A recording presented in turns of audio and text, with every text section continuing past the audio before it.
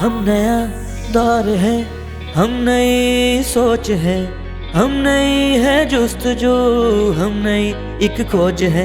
ये कारवां अब रुकना नहीं, हम खुद होंगे अपनी पहचान। ठीक है, skills दो types की होती है, एक होती है hard skill, एक होती है soft skill। You're no longer in early, middle or senior years, and I know adulting can be tough. ठीक है, so of course it is a transition into not only employment but adult life as well, which means कि there will be a program team as well as instructors teaching you. But yes, आप लोगों से पिछली generation की games की बात करिए और अभी भी वो मुझे ड्राइव कर रहा होता है कि you know and he lets me win as well. So this is about games. Trainings के हवाले से अगर सीरियस हो जाए, आगाज नए हैं जीने के अंदाज नए।